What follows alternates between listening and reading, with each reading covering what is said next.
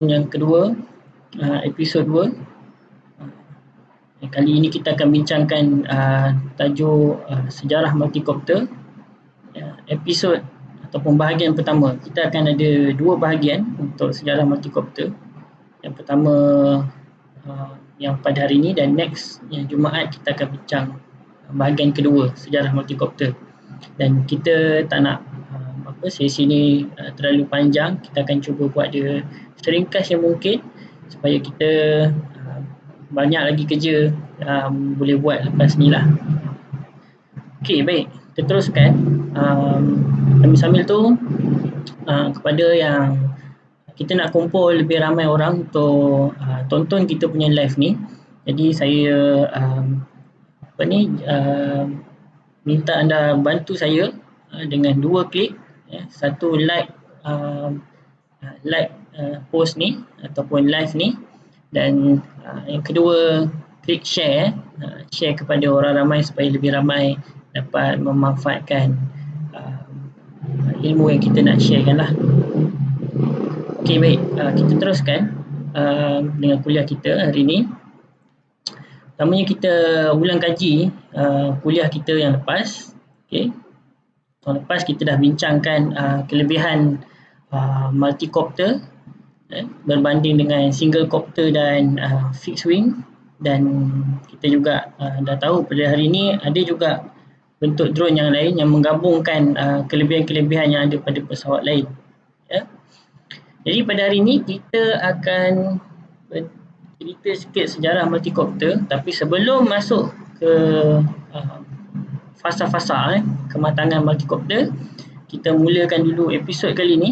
Bahagian pertama ni, kenapa ataupun kita mengupas secara ringkas mengapa manusia ingin terbang.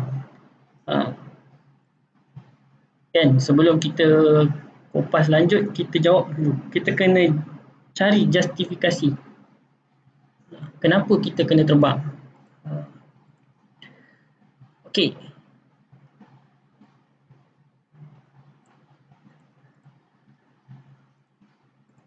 Pernah tak kita terfikir kenapa ataupun apa keperluan untuk kita terbang? Bukankah terbang ni ataupun berada di tempat yang tinggi sesuatu yang bahaya, sesuatu yang gila, merisikokan nyawa, sedangkan kita boleh je selamat berada di bawah. Jadi apa keperluan kita kena ada di udara, kan? Adakah kita dipengaruhi oleh cerita-cerita dongeng seperti Dragon Ball, Ultraman, ataupun kalau nampak macam realistik sikit Iron Man lah, kan? Tapi Iron Man baru lagi, kan? Awal-awal dulu macam mana manusia boleh terinspirasi untuk terbang, kan? Jadi kenapa kita tanya persoalan ni, kan? Sebab justifikasi ni penting untuk menentukan tahap motivasi yang kita ada untuk menggunakan segala sumber yang kita ada untuk capai sesuatu tu. Kalau kapitalis, dia fikir dengan kerangka untung dengan rugi, material. Seorang pemimpin, dia akan fikir dengan kerangka keamanan, kestabilan, keadilan. Itu objektif dia. Seorang ilmuwan, dia akan fikir dengan kerangka pembuktian.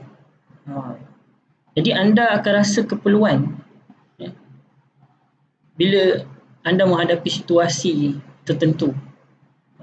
Sebagai contoh, kan, contoh anda nak bergerak, anda rasa ada halangan atas muka bumi ni, kan, nak berjalan ke, kan, ataupun untuk melihat sesuatu macam ada halangan.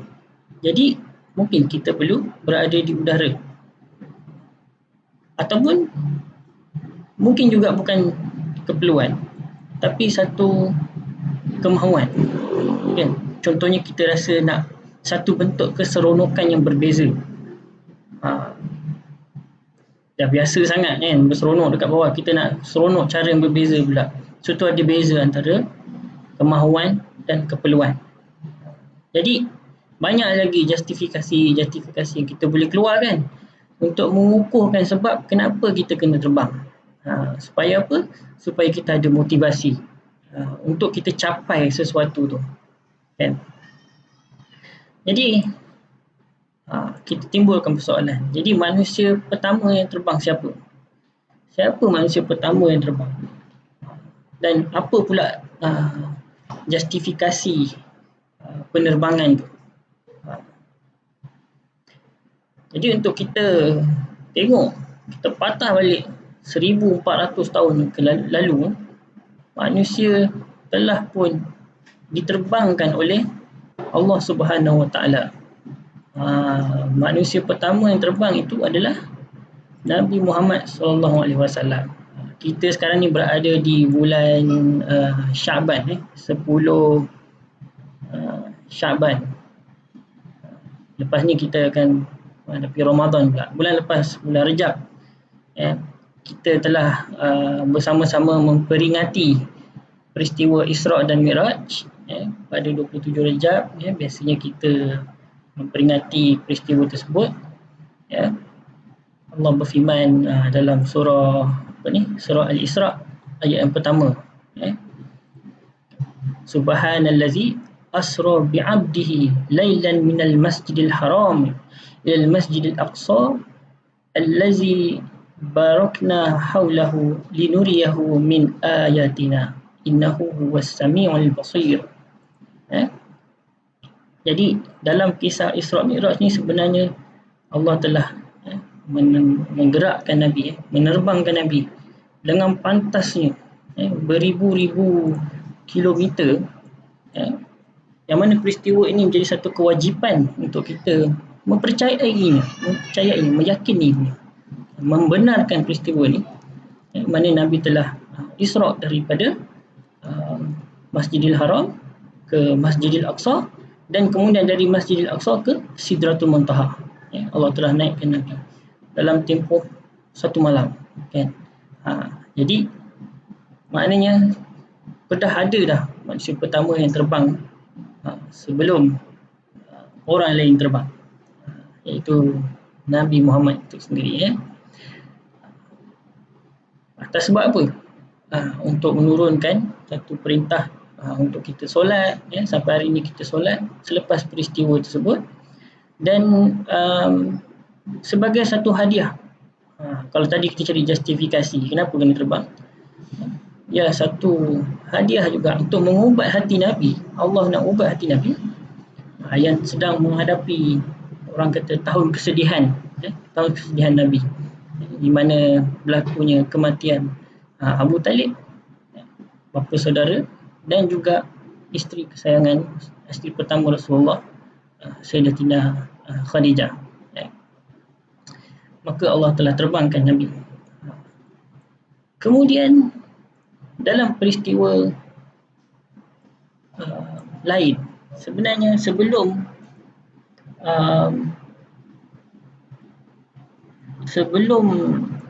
kita tahu yang cipta kapal terbang ni Wright bersaudara, kan? Sebenarnya manusia pertama yang terbang seperti burung di udara menggunakan pesawat DIY, yang dia ni hidup jauh lebih awal daripada Wright bersaudara. Wright bersaudara ni tahun 1871 hingga 1948, dan jauh lebih awal daripada Leonardo da Vinci. Dia adalah Abbas Ibn Firnas. Abbas Ibn Firnas ni seorang saintis daripada Andalusia.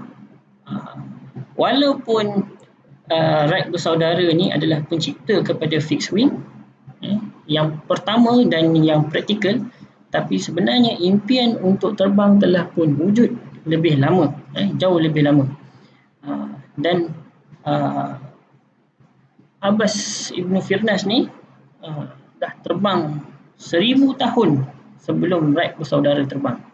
Jadi kita tengok dalam gambar tu, kan, itulah ilustrasi Abbas Ibn Firnas.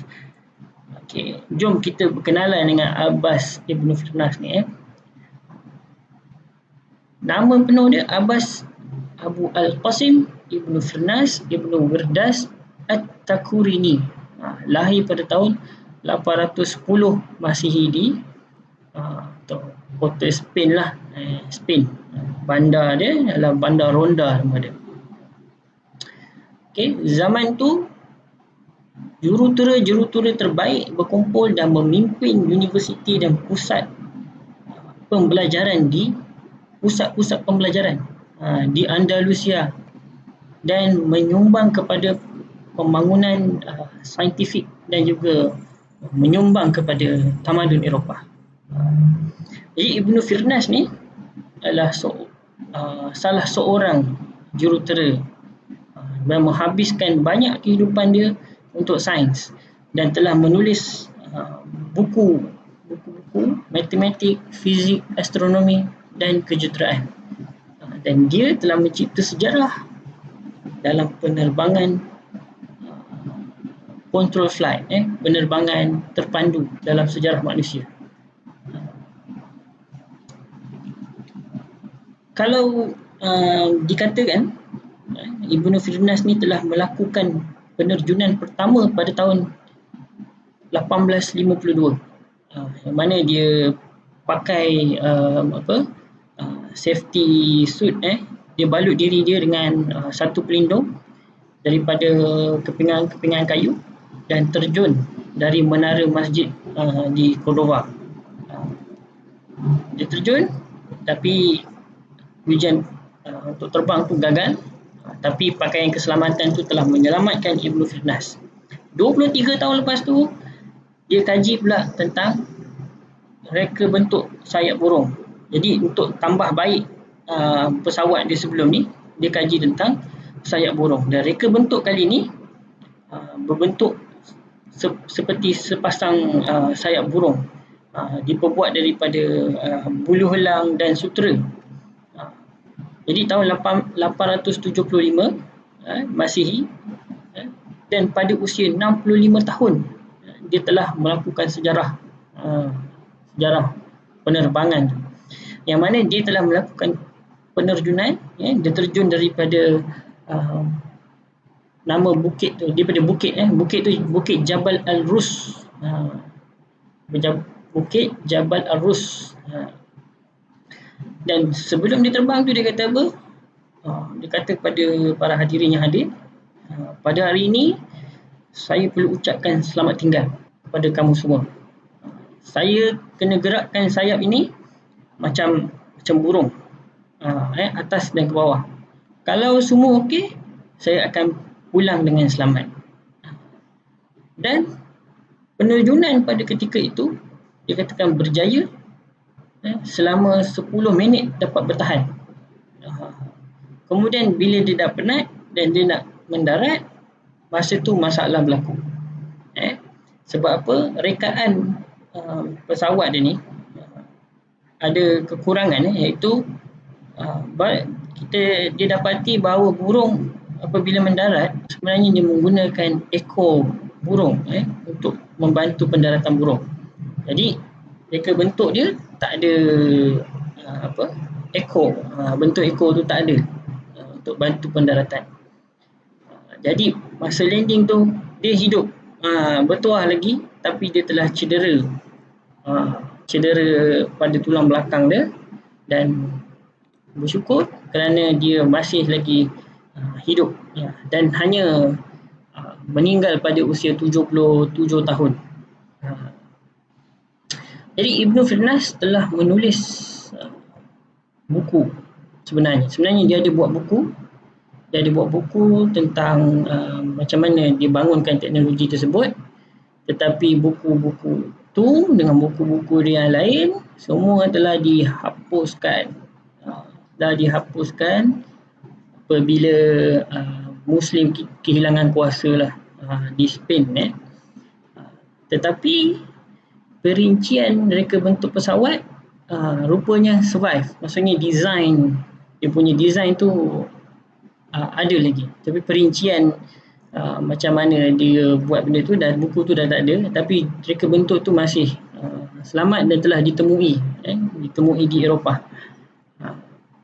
Jadi episod kali ni kita nak tengok sejarah yang lama lah.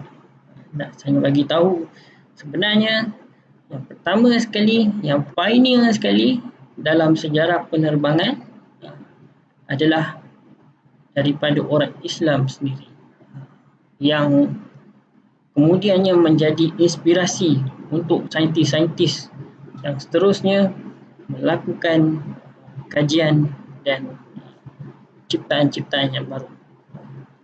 Bukan itu saja, sebenarnya Ibnu Firnas ni namanya telah diabadikan di Baghdad.